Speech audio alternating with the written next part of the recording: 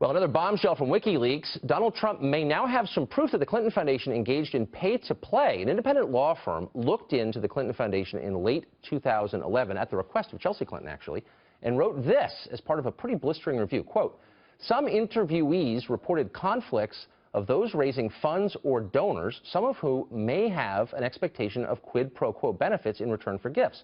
That's pay for play, in other words. Former U.S. Ambassador to the UN, John Bolton, joins us now. Ambassador, thanks for coming on tonight.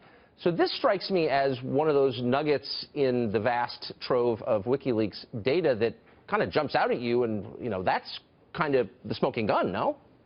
Well, this is potential criminal activity, let's be clear, and it's not just the pay-for-play aspects. The report of the independent law firm brought in by Chelsea Clinton, interestingly, is devastating to the overall work of the foundation. The board of directors is a group of Clinton friends and hacks. They meet once a year. The minutes of their meetings are copied from year to year. The outside auditor has been complaining about the accounting methods that the Clinton Foundation used. And then on top of it, you see all these activities in connection with donors expecting quid pro quos, not from the Clinton Foundation, right, obviously, but from the government of the United States.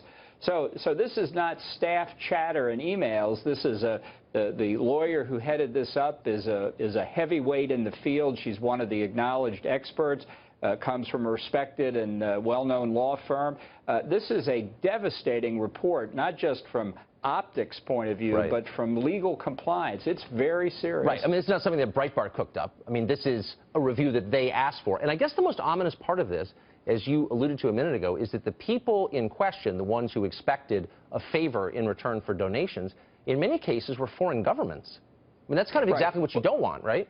Well, this goes to what I think is the biggest problem that Hillary Clinton has here. You know, having gone into the government myself many times, anybody would tell you that it's an arduous process to separate your former private life from your government life. It's not quite like going into a monastery, but it approaches it in the kind of separation you have to make. They made no separation. You can't tell where the Clinton administration, sorry, Freudian slip, the Clinton State Department leaves off and the Clinton Foundation begins. You've got Cheryl Mills in some of these emails involved in nitty-gritty internal Clinton Foundation management matters when, by law, she's supposed to have one job, working for the State Department. So that's the kind of thing, you know, if the Attorney General of the state of New York were anything other than a political hack, I would take this outside expert report and say, what remediation did the Clinton Foundation make in the past 5 years? What have they done to avoid these kinds of problems? That would make for an interesting investigation. Yeah, don't hold your breath. You'll pass out if you do.